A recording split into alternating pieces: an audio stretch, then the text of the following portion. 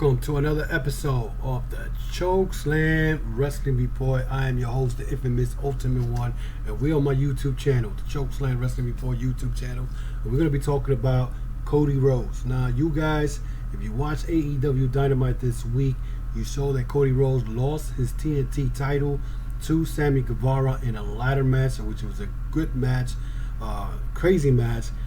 The stuff these guys did, especially with Sammy Guevarra doing a cutter from the top of the damn ladder. We saw Sammy Guevarra doing a swanton on Cody on another ladder, and he almost broke his back. But the question that left me wondering after the match was, what's next for Cody? Since the report that came in that Cody doesn't have a contract. Now, with that being said, the word around, since the last month or so is that WWE is supposedly in the forbidden door market now. Now, they already called Mickie James, the Knockouts champion, to come in for the Royal Rumble, and this has left a lot of people wondering who's going to show up in the men's Royal Rumble. Is it Moose going to show up with the Impact World title? Is Jon Moxley might come in? Is CM Punk going to come in? Well, eventually those rumors are not true because Moxley, CM Punk, and others are under contract to AEW, and Tony Khan made it clear yesterday that he is not letting no wrestler under AEW contract to come out at the Royal Rumble. But there is one guy who was the founder of AEW, and that is Cody Rhodes. Cody Rhodes has no contract. He has not signed a contract. He is working on the handshake deals, and supposedly this is what he said the day after Dynamite, that he's on the handshake deal. But now the question is he gonna have the balls and the audacity to show up at the Royal Rumble tomorrow night? But as you guys know, it could be a possibility because this man right now in the AEW locker, he has a lot of heat with his fellow workers. A lot of the AEW wrestlers think that he is using AEW as a platform for him to elevate himself in Hollywood. And you see that he did his own reality show. He's part of the Go Big show. So the fact that he did a reality show kind of makes me wonder, what is his intention. I mean, even Brandy had, I think her thing is on YouTube. I could be wrong, but they're doing that route. They are going that route, and fans are noticing it. I think this is why he's getting booed. And I could break down what Cody Rhodes has done wrong since the inception of AEW. Now, you guys remember his man, when he left WWE, he went to the independent scene. He showed up at Impact at one point. Then he was part of the Bullet Club and showed up at Impact with the Bullet Club jacket and part of the Bullet Club. He went to Ring of Honor, won their world title over there. Then after that, he was in Japan. He was going back and forth in Japan, won the United States IWGP belt over there and whatnot.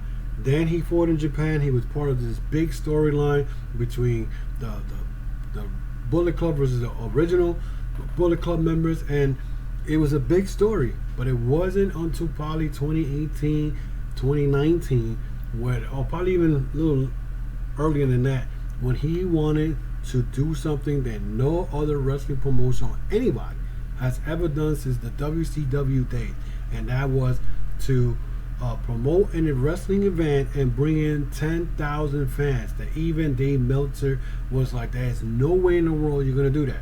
Him, along with the Young Bucks, Hangman Page, Kenny Omega, and Marty Scurll were able to do that as they did All In.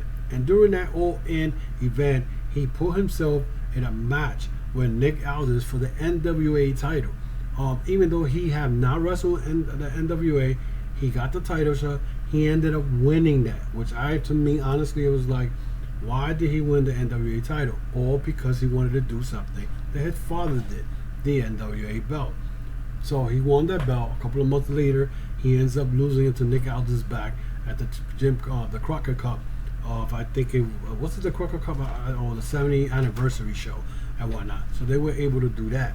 So right after that, that's when the AEW thing started, and his first thing he did as soon as AEW opened up the doors, he had a match with Sammy Guevarra, and instead of him putting over Sammy Guevarra, since these were going to be the young guy, the pillars of AEW, he ends up beating Sammy Guevara. Then he went and put himself into a world title match with Jericho once Jericho won that belt.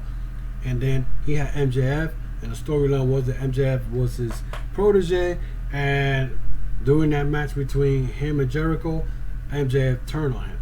Then right after that, he was going after MJF. They brought in Wardlow.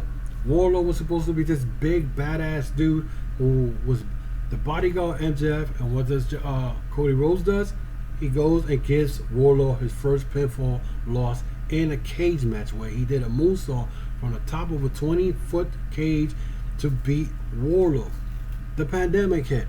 They decided to do a secondary title, which is a TNT title. He, instead of giving it to someone that like a Darby Allin, he ends up being Darby Allin at the semifinals and whatnot by a Dusty Rhodes finish. Okay, and he ends up beating Darby Allin. Then he beats Lance Archer, who was this monster here who was coming from Japan. He beats him to win the TNT title. Now, mind you that after that, he was doing these promos. He made himself look like he was like his father, giving these good promos where he wanted people to cheer for him. Even when he was getting whipped by MJF, he did some type of promo. And even then, when before Lance Archer showed up, and when Jake the Snake Roberts did a promo, they call him the Prince. And when it was a great promo where that's when I thought that Lance Archer was gonna beat him, and instead he beats Lance Archer. So basically he was doing things for himself.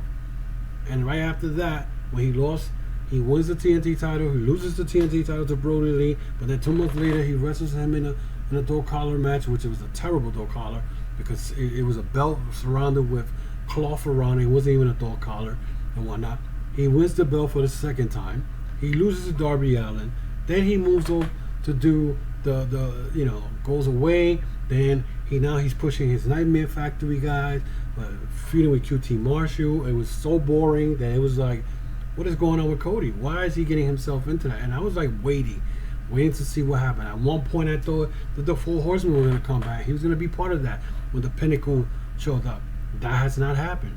So basically what I'm trying to say is was not pushing AEW to where it was supposed to be. Then he moved to started doing his own reality show. Then he did the Go Big Show, and people started noticing it. I myself went to the AEW Grand Slam, and that was the first time I heard him get booed out of the building and whatnot. And he was gonna he wrestled Malachi Black. And the minute that Malachi Black showed up at AEW, the fans were like, Cody better not beat Malachi Black. And Malachi Black ended up beating him twice, and then he lost the last one to Cody. And then his feud with Andrade. The feud with Andrade was out of nowhere. He pulled Andrade through a burning table. He was still getting booed. So what is going on? So people are noticing this. People are noticing this, that he, even the wrestlers in the back are noticing that he's just trying to go Hollywood. Something that he did not like about WWE, like guys what John Cena did, The Rock, and all that. So he kind of going that same route. So kind of contradicting himself. You think about it. But now he has no contract. Why he has not signed a contract? Why not? Why he hasn't? Is he planning to come out tomorrow at the Royal Rumble and whatnot? Is he? And if he shows up, that's going to be amazing in a way, because it's like, oh shoot, look, this guy showed up. He's part of the AEW. He's the founder of the AEW. Because let me tell you something, if WWE really saying that part of this Forbidden Door, that would be cool. But the problem is that with the Forbidden Door, you got to be contracted to another company to call it the Forbidden Door. So, but right now it looks like Cody right now doesn't have a contract, and the question is, how long before he signs a contract? They're gonna do the way they did back in the days when Hulk Hogan left WCW for a couple of months, and people say, well, his contract might be up, whatever, and he turns out to be the third member for the NWO, and the rest is history. Could it be something like that? Can the Four Horsemen get back together? Because there's been a lot of tease with Arn Anderson and Tully Blanchard and FTR when they threw up D's up a couple of weeks ago. So, I mean, it's a lot of things to ask and a lot of things to wonder why Cody Rhodes has not signed an AEW contract and why he has so much heat in the back with Russell saying, well, he's not putting AEW first.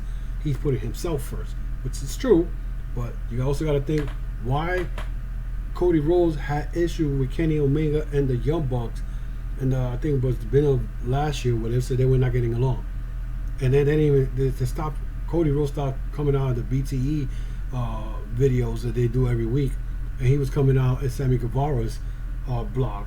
So what is going on? There's a lot of things going on. He even mentioned that Cody mentioned that a lot of people don't get along with each other. So what is he trying to tell you there? Those are questions that you got to ask yourself. What is next? But Cody Rhodes, part of AEW on a handshake deal, something is wrong, and I would not be surprised if he doesn't sign with them. It goes somewhere else. It goes to Japan. It goes somewhere, or he takes a break from AEW. So anything is possible. Anything is possible, and so we got to see. We got to see what happens. But tomorrow, we got the Royal Rumble. I want to check that out to see who comes out. Is Mickie James, who going around talking about she wants to defend her Knockouts title at WrestleMania? If this is a one-time deal or what? Who knows? We'll see what happens, and we're gonna see it. Anyway, guys, you guys can follow me on Twitter, Facebook, and Instagram. You can also follow me at on my audio podcast, the Chokeslam Wrestling Report, at Amazon, Apple, and Spotify, and any major podcast platform on the audio platform and whatnot. And like I said, I also have apparel store. If you go to tcwr.veryinkpresent.com, that's tcwr.veryinkpresent.com, and you can go and check out the t-shirts, the hoodies, the snapback hats in there. Check it out. You can also in there, you could register to the website, so you get to see all the new YouTube videos in there that's included. Also, you could check out, if you click the Chokeslam Wrestling Report logo, you get to all my audio archives that I've done and whatnot. There's a lot of content there. You guys can check it out and whatnot. So again, you can follow me on Instagram, Twitter, Facebook, and let me know. Also, you can follow me on TikTok for my 3-minute videos. So I'm everywhere, guys. So that is it for me today, guys. So definitely I will have more content coming up next week. Until then, be safe and watch yourself. I'm sure that there's in the East Coast, there's a nor'easter coming in tonight, so be careful and be safe.